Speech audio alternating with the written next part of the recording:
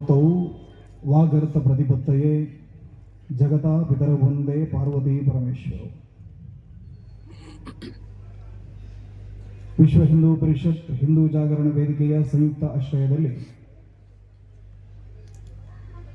ಭಟ್ಕಳದ ಹೃದಯ ಭಾಗದಲ್ಲಿ ನಡೆಯುತ್ತಾ ಇರುವಂತಹ ಹಿಂದೂ ಜನಜಾಗೃತಿ ಸಭೆಯ ವೇದಿಕೆಯ ಮೇಲೆ ಆಸೀನರಾಗಿರುವ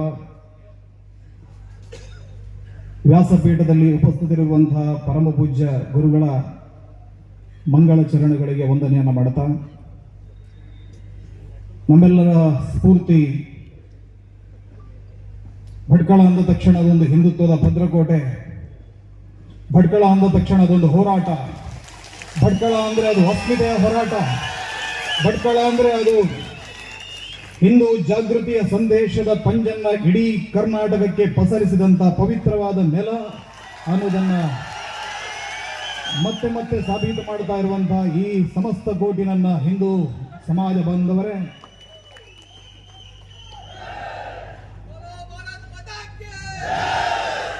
ಪೊಲೀಸ್ ಇಲಾಖೆಯವರು ಕಾರ್ಯಕ್ರಮದ ಆಯೋಜಕರಿಗೆ ಸೂಚನೆಯನ್ನು ಕೊಟ್ಟಿದ್ದರಂತೆ. ಕಾರ್ಯಕ್ರಮದಲ್ಲಿ ಮಾತನಾಡುವಾಗ ಬಹಳ ಎಚ್ಚರಿಕೆಯಿಂದ ಮಾತನಾಡಲಿ. ಭಟ್ಕಳ ಬಹಳ ಸೂಕ್ಷ್ಮ ಕ್ಷೇತ್ರ, ಸೂಕ್ಷ್ಮ ಪ್ರದೇಶ. ಸಂದೇಶವನ್ನ ರವಾನೆ ಮಾಡುವಾಗ ಎಚ್ಚರ ಇರಲಿ ಅನ್ನುವಂಥ ರೀತಿಯಲ್ಲಿ ಹೇಳಿದ್ರಂತೆ. ನನಗನಿಸುವಂಥದ್ದು ಹಿಂದೂ ಸಮಾಜ ಇವತ್ತು ಸಾವಿರ ಸಂಖ್ಯೆಯಲ್ಲಿ ಇಲ್ಲಿ ಬಂದು ಸೇರಿದೆ. ಕೆಲವೊಂದು ಸಾಸಿವೆ ಬಿದ್ದರೂ ಕೂಡ ಸದ್ದಾಗುವಷ್ಟು ಮೌನವಾಗಿ ಸಮಾಜ ನಿಂತಿರುವಂಥದ್ದು ಯಾವುದೋ ಪೊಲೀಸ್ ಬಲದ ಹೆದರಿಕೆಯಿಂದ ಅಲ್ಲ. ಒಬ್ಬ ಪೊಲೀಸ್ ಅಧಿಕಾರಿ ಒಂದು ಕಾನ್ಸ್ಟೇಬಲ್ ಅನ್ನ ಇಲ್ಲಿ ನೇಮಿಸಿದರೂ ಕೂಡ ಈ ಸಮಾಜ ಇಷ್ಟೇ ಮೌನವಾಗಿ, ಇಷ್ಟೇ ಸಂಯಮದಿಂದ, ಇಷ್ಟೇ ಶಿಸ್ತಿನಿಂದ ನೋಡ್ತಾರೆ. ಯಾಕಂದ್ರೆ ಈ ಸಮಾಜಕ್ಕೆ ಗೊತ್ತಿದೆ ಶಾಂತಿ ಅಂದ್ರೆ ಏನು ಅಂತ. ಯಾಕಂದ್ರೆ ಭಟ್ಟ ಕಳಂಕನಂತ ಜೈನ ಶಾಂತಿದೂತರ ಮಣ್ಣು ಭಟ್ಕಳ. ಶಾಂತಿದೂತರ ಅಂದ್ರೆ ಜೈನ ಶಾಂತಿದೂತರು. ಗೇರುಸೊಪ್ಪೆಯ ರಾಣಿ ಚೆನ್ನಭೈರಾದೇವಿ ಮೊನ್ನೆ ಯಾರೋ ಬೆಳ್ಳಿ ಕಾಳಬಳ್ಳಿ ಅಂತ ಒಂದು ಕಾದಂಬರಿಯನ್ನು ಬರೆದಿದ್ದಾರೆ. ಹೇಳ್ತಾ ಇದ್ರೆ 40,000 ಕೆಜಿಯ ಬೆಳ್ಳಿಯ ಗಟ್ಟಿಗಳು ಕಡಲಿನ ಆಳದಲ್ಲಿ ಹೂತು ಹೋಗಿದೆವಂತೆ. ಯಾರೋ ಭಟ್ಕಳದ ಮೂಲಕವಾಗಿ, ಇಲ್ಲಿಯ ಬಂದರಿನ ಮೂಲಕ ಇಲ್ಲಿಯ ಕಾಳು ಮೆಣಸನ್ನ ವಿದೇಶಗಳಿಗೆ ರಫ್ತು ಮಾಡುತ್ತಾ ಇಡೀ ಪ್ರದೇಶದಲ್ಲಿ ಮುತ್ತು, ರತ್ನ, ವಜ್ರ, ವೈಡೂರ್ಯ, ಚಿನ್ನ, ಬೆಳ್ಳಿಯನ್ನ ಅಳೆದು ತೂಗ್ತಾ ಇದ್ದಂತ ರಾಣಿ ಚೆನ್ನಭೈರದೇವಿಯ ಮಣ್ಣಿದು. ಹಾಗಾಗಿ ಅದಕ್ಕೆ ಚನ್ನಪಟ್ಟಣ ಅನ್ನುವಂತ ಹೆಸರನ್ನು ಇಟ್ಟರು. ಕನ್ನಡದ ಮಣ್ಣಿನಲ್ಲಿ ಎಂತೆಂಥ ಮಹಾಪುರುಷರು ಹುಟ್ಟಿದರು. ಇವತ್ತು ಬಾಂಗ್ಲಾದೇಶದ ಹಿಂದೂಗಳಿಗಾಗಿರುವಂತಹ ಅನ್ಯಾಯದ ಬಗ್ಗೆ ಪ್ರತಿಭಟನೆಯನ್ನು ಮಾಡೋದಕ್ಕೆ ಸಾವಿರ ಸಂಖ್ಯೆಯಲ್ಲಿ ತಾಯಂದಿರು ಬಂದಿದ್ದಾರೆ. ಮನೆಯಲ್ಲಿ ಜವಾಬ್ದಾರಿ ಇದೆ, ಕೆಲಸ ಇದೆ, ಉದ್ಯೋಗಗಳನ್ನು ಬಿಟ್ಟು ಬಂದಿದ್ದಾರೆ. ಮಧ್ಯಾಹ್ನದ ನಂತರ ಪುರುಸೋತನ್ನು ಮಾಡಿ ಅಂಗಡಿಯನ್ನು ಮುಚ್ಚಿ ಇಲ್ಲಿ ಬಂದು ಸೇರಿದ್ದಾರೆ. ಯಾಕಂದ್ರೆ ಇಡೀ ಸಮಾಜವನ್ನ ಬಂಧಿಸಿರುವಂತದ್ದು, ಇಡೀ ಸಮಾಜವನ್ನ ಏಕಸೂತ್ರದಲ್ಲಿ ಜೋಡಿಸಿರುವಂತದ್ದು ಯಾವುದು ಕೇಳಿದ್ರೆ ಅದು ಹಿಂದುತ್ವ, ಅದು ಈ ಕೇಸರಿ ಪತಾಕೆ.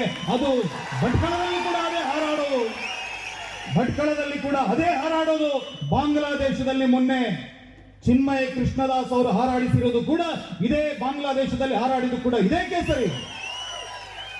ಈ ಕೇಸರಿ ಹಾರಾಡ್ತಾ ಇರುವಂತದ್ದು ಗಾಳಿಯಿಂದ ಅಂತ ತಿಳ್ಕೊಂಡ್ರೆ ಅದು ನಮ್ಮ ತಪ್ಪು ಕಲ್ಪನೆ. ಈ ಕೇಸರಿ ಹಾರಾಡ್ತಾ ಇರುವಂತದ್ದು ಸಾವಿರ ಹಿಂದೂ ಕಾರ್ಯಕರ್ತರ ಬಲಿದಾನದ ಸಂದರ್ಭದಲ್ಲಿ ಅವರು ಚೆಲ್ಲಿದಂತ ನಿಟ್ಟುಸಿರಿನಿಂದ ಈ ಕೇಸರಿ ಪತಾಕೆ ಹಾರಾಡ್ತಾ ಇದೆ. ನಿರಂತರವಾದಂತಹ ಬಲಿದಾನಗಳು. ಕನ್ನಡದ ಮಣ್ಣಿನಲ್ಲಿ ಮಹಾಪುರುಷರು ಹುಟ್ಟಿದರು. 3ನೇ ಗೋವಿಂದ ಪ್ರಭೂತ ವರ್ಷನ್ ನೃಪತುಂಗ ಹಿಮಾಲಯದ ಗಡಿಯವರೆಗೆ ರಾಜ್ಯವನ್ನು ವಿಸ್ತರಣೆ ಮಾಡಿದ. ದೆಹಲಿ ಸೇರಿದಂತೆ 18 ರಾಜಧಾನಿಗಳನ್ನು ಕಟ್ಟಿಕೊಂಡು ಉತ್ತರ ಭಾರತದವರೆಗೆ ಹಿಂದೂ ಪದಪಾತ್ಯಶಾಹಿ ಹಿಂದೂ ಸಾಮ್ರಾಜ್ಯದ ಪತಾಕೆಯನ್ನು ಹಾರಿಸಿದ. ಇವತ್ತು ಉತ್ತರಾಖಂಡದ ಯಾವುದೋ ದೇವಸ್ಥಾನದಲ್ಲಿ ಹೋಗಿ ನಡೆದ್ರೆ ಕನ್ನಡದ 3ನೇ ಗೋವಿಂದ ರಾಷ್ಟ್ರಕೂಟ ದೊರೆಯ ಶಾಸನಗಳು ನಮಗೆ ಕಾಣೋದಕ್ಕೆ ಸಾಧ್ಯ ಆಗುತ್ತೆ. ಇವತ್ತು ಬಾಂಗ್ಲಾದೇಶದ ಯಾವುದೋ ಒಂದು ಮೂಲೆಗೆ ಹೋಗಿ ಬಾಂಗ್ಲಾವನ್ನ ಆಳಿದವರು ಯಾರು ಕೇಳಿದ್ರೆ ಅಲ್ಲಿ ಲಕ್ಷ್ಮಣ ಸೇನನ ಹೆಸರು ಬರುತ್ತೆ, ಬಳ್ಳಾಲ ಸೇನನ ಹೆಸರು ಬರುತ್ತೆ. ಇಬ್ಬರು ಕೂಡ ಕನ್ನಡದ ಅರಸರು. ಹಾಗಾಗಿ ಇವತ್ತು ಆ ಬಾಂಗ್ಲಾದ ಒಳಗಡೆ ಹಿಂದೂಗಳಿಗೆ ಸಮಸ್ಯೆ ಆಗುವಾಗ ಕನ್ನಡದಲ್ಲೆಲ್ಲ ಸ್ಪಂದಿಸಬೇಕು. ಅದರಲ್ಲೂ ಕೂಡ ನಾವು ಜಾಗೃತವಾಗಿರುವಂತಹ ಹಿಂದೂ ಸಮಾಜ ಅದರ ಬಗ್ಗೆ ಆಕ್ರೋಶವನ್ನು ವ್ಯಕ್ತಪಡಿಸಬೇಕು. ಜಗತ್ತಿನಲ್ಲಿ ಹೆಣ್ಣಿಗೆ ಬೇಕಾಗಿ ಯುದ್ಧಗಳು ನಡೆದಿವೆ. ರಾಮಾಯಣ ಮಹಾಭಾರತದಂತಹ ಯುದ್ಧಗಳು ನಡೆದಿರುವಂತದ್ದು ಒಂದು ಹೆಣ್ಣಿನ ಕಾರಣಕ್ಕೆ ಯುದ್ಧ ನಡೆಯಿತು. ಈ ಸಂದರ್ಭದಲ್ಲಿ ನಾನು ಹೇಳಿಕೆ ಬಯಸ್ತೀನಿ, ಅವರೆಲ್ಲ ಕೈಯಲ್ಲಾಗದವರು. ನಾವು ಸಮಾಜ, ಹಿಂದೂ ಸಮಾಜ ಇವತ್ತು ಬಾಂಗ್ಲಾದೇಶದ ಹಿಂದೂಗಳ ಕಷ್ಟಕ್ಕೆ ಯಾರಾದರೂ ಒಬ್ಬ ಅದಕ್ಕೆ ಸಹಕಾರವನ್ನು ಕೊಡದೆ, ಅದಕ್ಕೆ ಬೆಂಬಲವನ್ನು ಕೊಡದೆ ದೂರ ನಿಂತನಂತಾದ್ರೆ ಅವನು ನಿಜವಾದ ಅರ್ಥದಲ್ಲಿ ನಪುಂಸಕ. ನಾವು ಹೇಳಬೇಕು, ಇಡೀ ಹಿಂದೂ ಸಮಾಜ, ಇಡೀ ಭಾರತದ ಪ್ರತಿಯೊಬ್ಬ ಹಿಂದೂ ಕೂಡ ಬಾಂಗ್ಲಾದೇಶದ ಹಿಂದೂಗಳ ಈ ಕಷ್ಟಕ್ಕೆ ನಾವು ಜೊತೆಯಾಗಬೇಕು. ಬಾಂಗ್ಲಾದೇಶದಲ್ಲಿ ನಾವು ಯಾವಾಗ ನಮ್ಮ ಅನೇಕ ತಪ್ಪುಗಳಿದೆ, ನಾವು ಪ್ರತಿ ಬಾರಿ ಇನ್ನೊಬ್ಬರನ್ನ ಬೈತೀವಿ, ನಮ್ಮ ಸಮಸ್ಯೆಯ ಬಗ್ಗೆ ನಾವು ಮಾತಾಡಲ್ಲ. ಮೊನ್ನೆ ಮಾಯಾವತಿ ಮಾತನಾಡ್ತಾ ಹೇಳಿದ್ರು, ಇಡೀ ಬಾಂಗ್ಲಾದೇಶದಲ್ಲಿ ಇವತ್ತು ನಡೀತಾ ಇರುವಂತಹ ಅನ್ಯಾಯ, ಬಾಂಗ್ಲಾದೇಶದಲ್ಲಿ ಉಳಿದಿರುವಂತವರು ಪರಿಶಿಷ್ಟ ವರ್ಗದವರು, ಬುಡಕಟ್ಟು ಜನ, ದಲಿತರು ಉಳ್ಕೊಂಡ್ರು. ಯಾವಾಗ 1947ರಲ್ಲಿ ಭಾರತದ ಅವಿಭಾಜ್ಯ ಭಂಗವಾಗಿರುವಂತಹ ಆ ವಂಗದೇಶವನ್ನು ಕತ್ತರಿಸಿ ಆ ಪಾಪಿಗಳ ಕೈಗೆ ಕೊಟ್ಟಿವಲ್ಲ, ಆ ಸಂದರ್ಭದಲ್ಲಿ ಯಾರ್ಯಾರ ಕೈಯಲ್ಲಿ ದುಡ್ಡಿತ್ತು, ಕಾಸಿತ್ತು, ಅನುಕೂಲ ಇತ್ತು ಅವರೆಲ್ಲ ಭಾರತಕ್ಕೆ ಬಂದರು. ಬಡ ಹಿಂದೂಗಳು ಮಾತ್ರ ಅಲ್ಲಿ ಉಳ್ಕೊಂಡ್ರು. 31 ಲಕ್ಷ ಹಿಂದೂಗಳನ್ನ ಕಗ್ಗೊಲೆ ಮಾಡಿದ್ರು 1971ರಲ್ಲಿ. ಎಷ್ಟು? 31 ಲಕ್ಷ ಹಿಂದೂಗಳು. 31 ಲಕ್ಷ ಹಿಂದೂಗಳನ್ನು ನೀವು ಯೋಚನೆ ಮಾಡಿ. ಮೊದಲ ವಿಶ್ವಯುದ್ಧ, ಎರಡನೇ ವಿಶ್ವಯುದ್ಧ ಯಾವತ್ತೂ ಕೂಡ ಇಷ್ಟು ದೊಡ್ಡ ಮಟ್ಟದಲ್ಲಿ ನರಸಂಹಾರ ನಡೆದಿಲ್ಲ. ಬಾಂಗ್ಲಾದೇಶದಲ್ಲಿ 31 ಲಕ್ಷ ಹಿಂದೂಗಳು ಸತ್ತು ಬಿದ್ದಾಗ ಅವರ ಕೊಳೆತ ಹೆಣದ ಘಾಟು ನಮ್ಮ ಮೂಗಿಗೆ ಬಡಿಲಿಲ್ಲ. ಅವರ ಎದೆಗೆ ಬಿದ್ದಂತ ಗುಂಡಿನ ಏಟುಗಳನ್ನು ಕೇಳಲಿಲ್ಲ. ಅವರ ಚೀತ್ಕಾರಗಳು, ಆಕ್ರಂದನಗಳು ಒಂದಕ್ಕೂ ನಾವು ಧ್ವನಿ ಆಗಲಿಲ್ಲ. ಇವತ್ತು ಮತ್ತೆ ಸಾಯೋದಕ್ಕೆ ಬಿಡಬೇಕವರನ್ನ. ಆ ದಲಿತರ ಪರವಾಗಿ ಎಷ್ಟು ಭಾರತದ ದಲಿತ ಸಂಘಟನೆಗಳು ಧ್ವನಿ ಎತ್ತುತ್ತಾ ಇವೆ, ಎಷ್ಟು ಪರಿಶಿಷ್ಟರ ಬಗ್ಗೆ ಮಾನವ ಹಕ್ಕು ಆಯೋಗಗಳು ಮಾತನಾಡ್ತಾ ಇವೆ. ಇದರರ್ಥ ಹಿಂದೂಗಳ ಜೀವಕ್ಕೆ ಬೆಲೆ ಇಲ್ವ ಈ ದೇಶದಲ್ಲಿ ಅಂತ ನಾವು ಪ್ರಶ್ನೆಯನ್ನು ಮಾಡಬೇಕು. ಯಾರೊಬ್ಬ ಅಗಲಾಕ್ ಅನ್ನುವವನ ಮೇಲೆ ಮಾಬ್ ಲಿಂಚಿಂಗ್ ಆಯಿತು ಅಂತ ಹೇಳಿ ಇಡೀ ಜಗತ್ತಿನಾದ್ಯಂತ ಎಲ್ಲ ಸೆಲೆಬ್ರಿಟಿಗಳು ರಸ್ತೆಗೆ ಬಂದು ಬಟ್ಟೆ ಬಿಚ್ಚಿಕೊಂಡು ಬಾಯ್ ಮಾಡ್ಕೊಂಡ್ರು. ಆದ್ರೆ ಇವತ್ತು ಬಾಂಗ್ಲಾದಲ್ಲಿ ನಡೀತಾ ಇರುವಂತಹ ಅನ್ಯಾಯಕ್ಕೆ ಒಬ್ಬನೇ ಒಬ್ಬ ಸೆಲೆಬ್ರಿಟಿ ಮಾತನಾಡ್ತಾ ಇಲ್ಲ, ಒಂದೇ ಒಂದು ಸಂಘಟನೆಗಳು ಮಾತನಾಡ್ತಾ ಇಲ್ಲ. ಕೇವಲ ಮತ್ತು ಕೇವಲ ಹಿಂದೂ ಸಂಘಟನೆಗಳು ಮಾತ್ರ ಈ ಸಮಸ್ಯೆಯ ವಿರುದ್ಧ ಮಾತನಾಡ್ತಾ ಇದ್ದಾರೆ. ಹಾಗಾದ್ರೆ ಯಾರಿಗೆ ಮಾನವ ಹಕ್ಕು ಅಧಿಕಾರಗಳು ಹಿಂದೂ ಸಮಾಜಕ್ಕಿಲ್ವಾ? ಹಿಂದೂ ಸಮಾಜದ ಬಗ್ಗೆ ಈ ದೇಶದ ಅನೇಕ ರಾಜಕೀಯ ಪಕ್ಷಗಳಿವೆ, ಯಾಕೆ ಮಾತನಾಡ್ತಾ ಇಲ್ಲ? ಎನಿಮಿ ಪ್ರಾಪರ್ಟಿ ಆಕ್ಟ್ ಅನ್ನುವಂತ ಒಂದು ಕಾಯ್ದೆಯನ್ನು ಮಾಡಿ, ಎನಿಮಿ ಪ್ರಾಪರ್ಟಿ ಆಕ್ಟ್ ಅನ್ನುವಂತ ಒಂದು ಕಾಯ್ದೆಯನ್ನು ಮಾಡಿ 20 ಲಕ್ಷ ಎಕರೆ ಹಿಂದೂಗಳ ಭೂಮಿಯನ್ನು ಅವರು ಅಲ್ಲಿ ಹೊಡ್ಕೊಂಡಿದ್ದಾರೆ. 20 ಲಕ್ಷ ಎಕರೆ ಭೂಮಿ. ಯಾವ ಮಣ್ಣಿನಲ್ಲಿ ಅವರ ತಂದೆ, ತಾಯಿ, ಅಜ್ಜ, ಮುತ್ತಜ್ಜ ಎಲ್ಲರೂ ಬದುಕಿದ್ರು? ಎಲ್ಲಿ ಢಾಕೇಶ್ವರ ಶಕ್ತಿಪೀಠ ಇದೆ, ಎಲ್ಲಿ ಜ್ಯೋತಿರ್ಲಿಂಗಗಳಿವೆ, ಅಂತ ಪವಿತ್ರವಾದ ಮಣ್ಣು ಹಿಂದೂ ಸಮಾಜದ ಯಾವುದೇ ಒಂದು ಊರಿನಲ್ಲಿ ಮಹಾಭಾರತದ ಕಥಾವಾಚನ ಆಗಬೇಕಿದ್ರೆ ಅಂಗ, ವಂಗ, ಕಳಿಂಗ, ಕಾಂಬೋಜ, ಕಾಮರೂಪ ಈ ರೀತಿಯಾಗಿ ಪ್ರಾಚೀನ ಕಾಲದ ಊರುಗಳ ಹೆಸರು ಹೇಳುವಾಗ ಅದೇ ವಂಗದೇಶದ ಹೆಸರನ್ನು ಹೇಳ್ತೀವಿ. ಆದರೆ ಇವತ್ತು ಆ ವಂಗದೇಶದಲ್ಲಿ ಹಿಂದೂ ಸಮಾಜವನ್ನು ಸಂಪೂರ್ಣವಾಗಿ ನಿರ್ನಾಮ ಮಾಡುವಂತಹ ಹಂತಕ್ಕೆ ಬಂದು ಮುಟ್ಟಿದ್ದಾರೆ. ಆದರೆ ವಾತಾವರಣ ಬದಲಾಗಿದೆ. ವಾತಾವರಣ ಇವತ್ತು ಬದಲಾಗಿದೆ. 1925ರಲ್ಲಿ ಯಾರೋ ಮಹಾಪುರುಷರು ರಾಷ್ಟ್ರೀಯ ಸ್ವಯಂ ಸೇವಕ ಸಂಘ ಅನ್ನುವಂತ ಒಂದು ಸಂಘಟನೆಯನ್ನು ಹುಟ್ಟು ಹಾಕಿದ್ರು. 4 ಜನ ಮಕ್ಕಳನ್ನ ಆಟ ಆಡಿಸಿ, ಕಬಡ್ಡಿ ಆಟ ಆಡಿಸಿ ರಾಷ್ಟ್ರೀಯ ಚಿಂತನೆಯನ್ನು ಅವರು ತಲೆಗೆ ಬಿತ್ತಿದ್ರು. ಜನ ನಗಾಡ್ತಾ ಇದ್ರಂತೆ, 4 ಜನರನ್ನ ಕಬಡ್ಡಿ ಆಡಿಸಿ ಚಡ್ಡಿ ಹಾಕಿ ಪರೇಡ್ ಮಾಡಿದ ತಕ್ಷಣ ದೇಶ ಕಟ್ಟೋದಿಕ್ಕಾಗತ್ತಾ ಅಂತ ಅವರನ್ನ ತಮಾಷೆ ಮಾಡ್ತಾ ಇದ್ರಂತೆ. ಇವತ್ತು ಒಂದು 100 ವರ್ಷದಲ್ಲಿ ಆವತ್ತು ಅವರು ಕಂಡಂತ ಕನಸನ್ನ ಈ ಸಮಾಜ, ಇದೇ ಹಿಂದೂ ಸಮಾಜ ನನಸುಗೊಳಿಸಿದೆ. ನಮಸ್ತೆ ಸದಾವತ್ಸಲೆ ಮಾತೃಭೂಮಿ ಅಂತ ಹೇಳುವಂತ ಒಬ್ಬ ಮಹಾಪುರುಷ ದೇಶದ ಪ್ರಧಾನಮಂತ್ರಿ ಆಗಿದ್ದಾರೆ ನರೇಂದ್ರ ಮೋದಿ. ಈ ಸಲ ಸ್ವಲ್ಪ ಅಂದುಕೊಂಡಷ್ಟು ಆಟ ಸುಲಭ ಇಲ್ಲ. ಈ ಸಲ ಬಾಂಗ್ಲಾದೇಶಕ್ಕೆ ಬಹಳ ಭಾರಿ ಆಘಾತಗಳನ್ನು ಸಹಿಸಿಕೊಳ್ಳುವಂತಹ ದಿನ ಹತ್ತಿರ ಬಂದಿದೆ. ಆವಾಗ ನಾವು ದುರ್ಬಲರಾಗಿದ್ವಿ. 1971ರ ಯುದ್ಧದ ಸಂದರ್ಭದಲ್ಲಿ 1 ಕೋಟಿ ಹಿಂದೂಗಳು ಭಾರತದ ಒಳಭಾಗ ಭಾಗಕ್ಕೆ ಬಂದರು. ಅವರಿಗೆಲ್ಲ ಆಶ್ರಯವನ್ನು ಕೊಡುವಂತ ವ್ಯವಸ್ಥೆಯನ್ನು ಮಾಡಿದ್ವಿ. ಯುದ್ಧದಲ್ಲಿ ನಾವು 13ನೇ ದಿನದಲ್ಲಿ 93,000 ಪಾಕಿಸ್ತಾನಿ ಸೈನಿಕರನ್ನು ಸೋಲಿಸಿ ಬಾಂಗ್ಲಾದೇಶವನ್ನು ಪಾಕಿಸ್ತಾನದಿಂದ ಪ್ರತ್ಯೇಕಗೊಳಿಸಿ ಅದನ್ನೊಂದು ಸೆಕ್ಯುಲರ್ ದೇಶ ಮಾಡಬೇಕು ಅಂತ ಹೇಳಿ ಅವರಿಗೆ ಹೇಳಿ ಬಂದ್ವಿ. ನಾವು ಪಲ್ಲಾಜಾಡಿಕೆ ಅಂತ ಹೇಳಿದ್ರಲ್ಲ, ಬಟ್ಟೆಯನ್ನು ಕೊಡವಿಕೊಂಡು ಬಂದಿದ್ದೀವಿ. ₹1 1 ಇಂಚು ಭೂಮಿಯನ್ನು ನಾವು ತೆಗೆದುಕೊಂಡು ಬರಲಿಲ್ಲ. 1,500 ಸೈನಿಕರ ಬಲಿದಾನವನ್ನು ಮಾಡಿ ಭಾರತ ಆ ದೇಶವನ್ನು ಹುಟ್ಟುಹಾಕಿದ್ದು. ಆ ಪಾಪಿಗಳು, ಆ ಅಯೋಗ್ಯರು ಇವತ್ತು ಇಸ್ಲಾಮಿನ ಸೊಕ್ಕು ಅವರ ತಲೆಗೆ ಅಡಿಯಿರದೆ ಅಲ್ಲಿರುವಂತಹ ಹಿಂದೂ ಸಮಾಜದ ಮೇಲೆ ದಾಳಿ ಮಾಡ್ತಾ ಇದ್ದಾರೆ. ಎಂತ ದುರ್ದೈವ ನೋಡಿ. ಅವರಿಗೆ ದೇಶ ಅಂತ ಹೇಳಿ ಮಾಡಿಕೊಟ್ಟಿರೋದೇ ಭಾರತ, ಹಿಂದೂಗಳು ಮಾಡಿಕೊಟ್ಟಿರೋದು.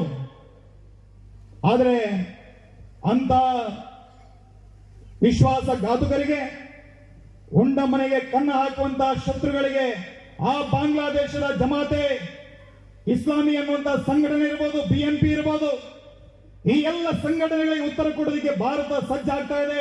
ಇಡೀ ದೇಶದಲ್ಲಿ ಜನಮಾನಸ ಒಂದಾಗ್ತಾ ಇದೆ. ಹಾಗಾಗಿ ನಾನು ಮೊನ್ನೆ ಹೇಳಿದೆ, ತಪ್ಪೆ ಅಕೇಲೆ ಆಜ್ ಹುವೆ ಇದ್ನೆ.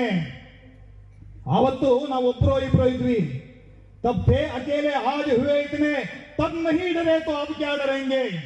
ಆವತ್ತೇ ಹೆದರ್ಲಿಲ್ಲ, ಇವತ್ತೇನು ಹೆದರ್ತೀವಿ ನಾವು.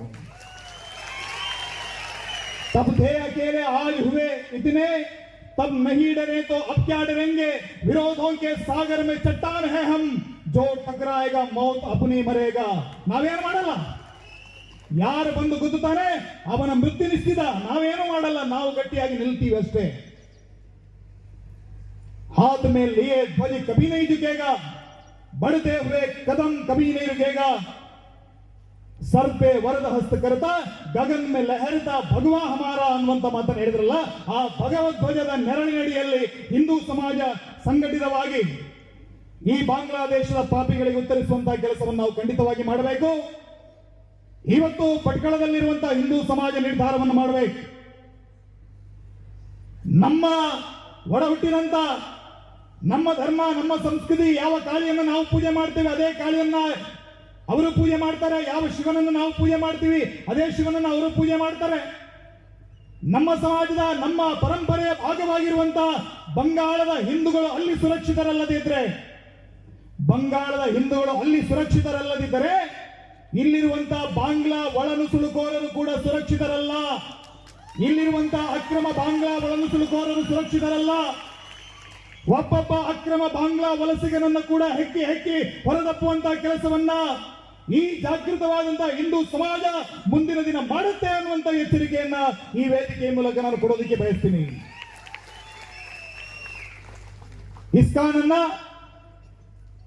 ಇಸ್ಕಾನ್ ಯಾವ ಇಸ್ಕಾನ್ ಶ್ರೀಕೃಷ್ಣನ ಬಗ್ಗೆ ಭಕ್ತಿಯನ್ನು ಮೂಡಿಸಿ ಜನರಲ್ಲಿ ಅಭಿಮಾನವನ್ನು ಮೂಡಿಸುವಂತಹ ಕೆಲಸವನ್ನ, ಮೋಕ್ಷದ ಕಡೆಗೆ ಸಮಾಜವನ್ನು ಕೊಂಡು ಹೋಗುವಂತಹ ಕೆಲಸವನ್ನ ಮಾಡ್ತಾ ಇದೆಯೋ ಅಂತ ಇಸ್ಕಾನ್ ಅನ್ನ ಇವತ್ತು ಭಯೋತ್ಪಾದಕ ಸಂಘಟನೆ, ಮೂಲಭೂತವಾದಿ ಸಂಘಟನೆ ಅಂತ ಹೇಳಿ ಬಾಂಗ್ಲಾದೇಶದ ಒಳಗಡೆ ಡಿಕ್ಲೇರ್ ಮಾಡ್ತಾರೆ. ಮೊನ್ನೆ ಕೆಲವೇ ಈ ಮೊಹಮ್ಮದ್ ಯೂನುಸ್ ಅನ್ನುವಂತ ಹೊಸ ಅಧಿಕಾರಿ, ಹೊಸ ಇವತ್ತೇನು ಮುಖ್ಯ ಸಲಹೆಗಾರ, ಚೀಫ್ ಅಡ್ವೈಸರ್ ಅನ್ನುವಂತ ಪೋಸ್ಟ್ ನಲ್ಲಿ ಬಂದು ಕೂತಿದ್ದಾನೆ. ಅವನು ಬಂದಂತ ಕೆಲವೇ ದಿನದಲ್ಲಿ ಅನ್ಸರ್ ಉಲ್ ಇಸ್ಲಾಂ ಬಾಂಗ್ಲಾ ಅನ್ನುವಂತ ಸಂಘಟನೆಯ ಪ್ರಮುಖರನ್ನು ಅವನು ಜೈಲಿಂದ ಹೊರಬಿಡ್ತಾನೆ, ಉಗ್ರಗಾಮಿಯನ್ನ ಹೊರಗಡೆ ಬಿಡ್ತಾನೆ, ಇಸ್ಕಾನಿನ ಅಧ್ಯಕ್ಷನನ್ನು ಹಿಡಿದು ಒಳಗಡೆ ಹಾಕುವಂತಹ ಕೆಲಸವನ್ನು ಮಾಡ್ತಾನೆ. ಇಸ್ಕಾನ್ ಸಂಘಟನೆಯವರು ಪ್ರತಿ ವರ್ಷ ಬಾಂಗ್ಲಾದೇಶದಲ್ಲಿ ರಂಜಾನಿನ ಸಂದರ್ಭದಲ್ಲಿ ಇಫ್ತಾರ್ ಕೂಟಗಳನ್ನು ಆಯೋಜನೆ ಮಾಡೋದು. ಪ್ರತಿ ಈ ರಂಜಾನ್ ತಿಂಗಳಲ್ಲಿ ಇಫ್ತಾರ್ ಕೂಟಗಳು ಪ್ರತಿದಿನ ಬಾಂಗ್ಲಾದೇಶದ ಒಳಗಡೆ 77 ಸೆಂಟರ್ಗಳಿಗೆ ಇಸ್ಕಾನ್ ಇದ್ದು, ಪ್ರತಿ ಇಸ್ಕಾನಿನ ಸೆಂಟರ್ ನಲ್ಲಿ ಸಂಜೆ ಹೊತ್ತು ಅಲ್ಲಿರುವಂತಹ ಮುಸಲ್ಮಾನರನ್ನು ಕರೆದು ಅವರಿಗೆ ಇಫ್ತಾರನ್ನು ಆಯೋಜನೆ ಮಾಡೋರು. ಮೊನ್ನೆ ಒಂದು ವಿಡಿಯೋ ವೈರಲ್ ಆಯ್ತು. ಯಾವುದೋ ಒಂದು ಹೆಂಗಸು ಒಬ್ಬನ ಬಾಯಿಗೆ ಹಾಲು ಎರಿತಾ ಇದ್ದಾಳೆ, ಒಂದು ಗಡ್ಡಾದಾರಿ ಘಟಸರ್ಪಕ್ಕೆ ಹಾಲು ಹಾಕ್ತಾ ಇದ್ದಾಳೆ. ಇಸ್ಕಾನಿನವರು 1971 ಯುದ್ಧದ ನಂತರ ಬಾಂಗ್ಲಾದೇಶದ ಉಳಿವಿಗೆ ಬೇಕಾಗಿ ಸೇವ್ ಬಾಂಗ್ಲಾದೇಶ್ ಅನ್ನುವಂತ ಹೆಸರಿನಡಿಯಲ್ಲಿ ಅಮೆರಿಕದ ಮೆಡಿಸನ್ ಸ್ಕ್ವೇರ್ ನಲ್ಲಿ ಜಾರ್ಜ್ ಹೆರಿಸನ್ ಮತ್ತು ರವಿಶಂಕರ್ ಅವರನ್ನು ಸೇರಿಸಿಕೊಂಡು ಅನೇಕ ಕಾರ್ಯಕ್ರಮಗಳನ್ನು ಆಯೋಜನೆ ಮಾಡ್ತಾರೆ. ಆ ಕಾಲದಲ್ಲಿ 200 ಕೋಟಿ ರೂಪಾಯಿ ಸಂಗ್ರಹವನ್ನು ಮಾಡಿ 5 ವರ್ಷಗಳ ಕಾಲ ಈ ಬಾಂಗ್ಲಾದೇಶಿ ಮುಸಲ್ಮಾನರ ಒಟ್ಟಿಗೆ ಅನ್ನ ಹಾಕುವಂತ ಕೆಲಸವನ್ನು ಮಾಡಿರುವಂತದ್ದು ಇಸ್ಕಾನ್. ಇವತ್ತು ಅದೇ ಇಸ್ಕಾನಿನ ಮಂದಿರಗಳಿಗೆ ನುಗ್ತಾ ಇದ್ದಾರೆ, ಅವರ ಮೂರ್ತಿಗಳಿಗೆ ಬೆಂಕಿ ಹಚ್ತಾ ಇದ್ದಾರೆ, ಅವರನ್ನ ಆ ಸನ್ಯಾಸಿಗಳನ್ನ ಹೊಡೆದುಕೊಳ್ಳುವಂತ ಕೆಲಸವನ್ನು ಮಾಡ್ತಾ ಇದ್ದಾರೆ. ಇವತ್ತು ಭಾರತ ಈ ಎಲ್ಲ ಸಂಗತಿಗಳನ್ನ ಗಮನದಲ್ಲಿಟ್ಟುಕೊಂಡು ಒಂದಷ್ಟು ಪಾಠವನ್ನು ಕಲಿಬೇಕು.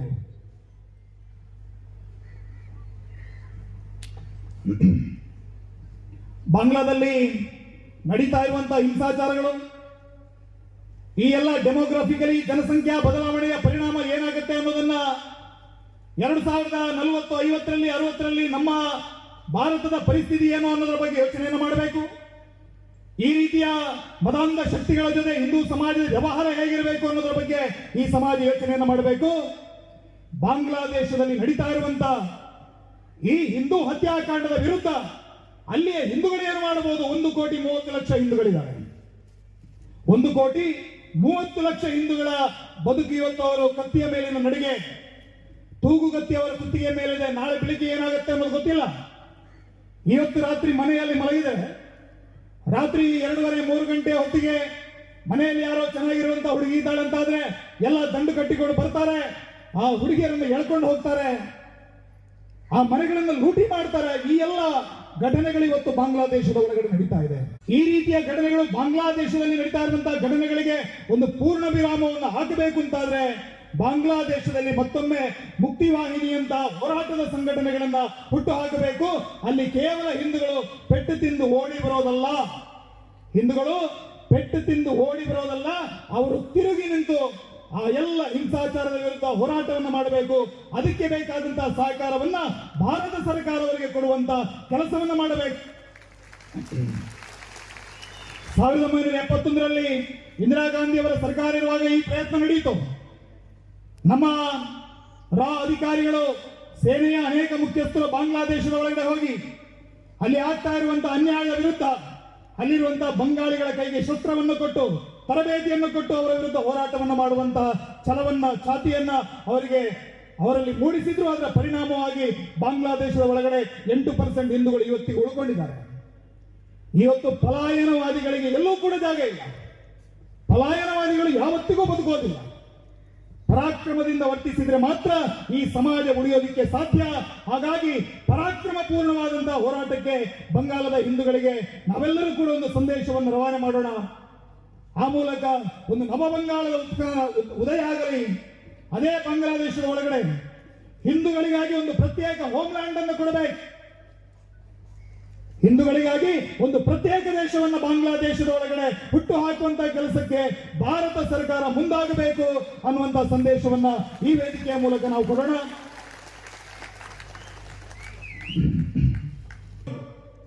1971ರ ಯುದ್ಧದಲ್ಲಿ ಅವರು ಭಾಗವಹಿಸಿದರು. ಯುದ್ಧದಲ್ಲಿ ಭಾರತ ಅದ್ಭುತವಾದಂತಹ ಜಯವನ್ನು ಗಳಿಸಿತು. ಜಯವನ್ನ ಗಳಿಸಿದಂತಹ ಭಾರತ ತನ್ನ ಸೇನೆಯನ್ನ ಬಾಂಗ್ಲಾದೇಶದ ಒಳಗಡೆ ಕರ್ಕೊಂಡು ಹೋದಾಗ ವಿ.ಕೆ. ಸಿಂಗ್ ಅವರ ನೇತೃತ್ವದಲ್ಲಿ ಒಂದು ಹಳೆಯ ಒಂದು ಶಾಲೆಯನ್ನ ಅವರು ಮಹಾಜರ್ ಮಾಡಿದರು. ಹಳೆಯ ಒಂದು ಶಾಲೆ, ಒಂದು 2 ಜನ 3 ಜನ ಮಿಲಿಟರಿ ಅಧಿಕಾರಿಗಳಲ್ಲಿ ಕಾವಲಿಗೆ ಕಾಯ್ತಾ ಇದ್ರು. ಪಾಕಿಸ್ತಾನಿಗಳು ಭಾರತದ ಸೇನೆಯನ್ನ ನೋಡಿದ ತಕ್ಷಣ ಅವರು ತಮ್ಮ ವೆಪನ್ಸ್ ಅನ್ನ ಕೆಳಗಿಟ್ಟು ಆತ್ಮಸಮರ್ಪಣೆ ಮಾಡಿಕೊಂಡ್ರು.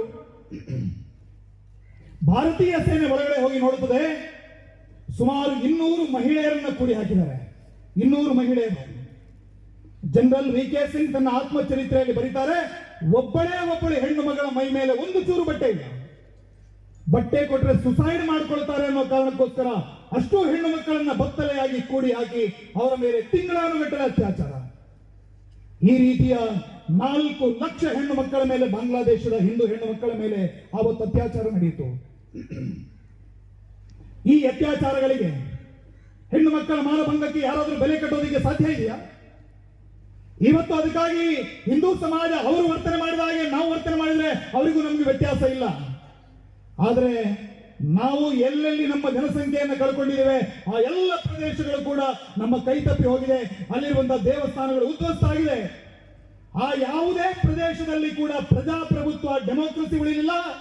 ಆ ಯಾವುದೇ ಪ್ರದೇಶಗಳಲ್ಲಿ ಸೆಕ್ಯುಲರಿಸಂ ಕೂಡ ಉಳಿಲಿಲ್ಲ. ಪಾಕಿಸ್ತಾನ ಇವತ್ತು ಸೆಕ್ಯುಲರ್ ದೇಶ ಅಲ್ಲ, ಬಾಂಗ್ಲಾದೇಶ ಇವತ್ತು ಸೆಕ್ಯುಲರ್ ದೇಶ ಅಲ್ಲ.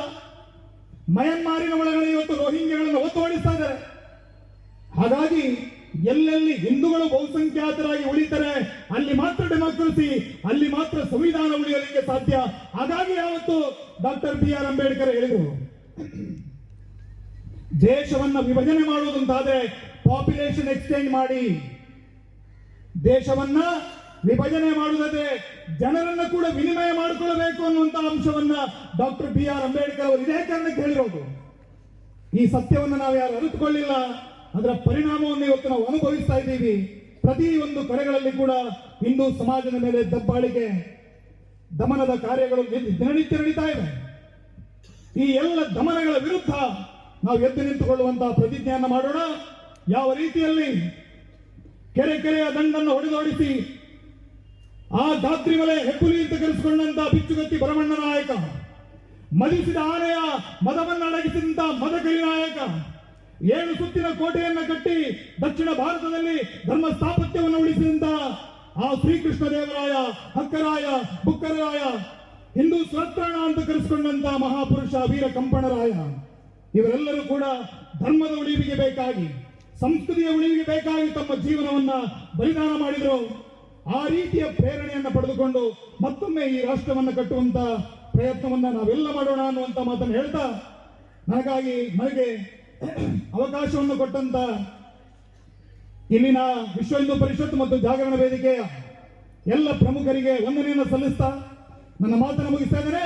ಬೋಲೋ ಭಾರತ್ ಮಾತಾ ಕಿ, ಬೋಲೋ ಭಾರತ್ ಮಾತಾ ಕಿ, ಬೋಲೋ ಛತ್ರಪತಿ ಶಿವಾಜಿ ಮಹಾರಾಜ್ ಕಿ.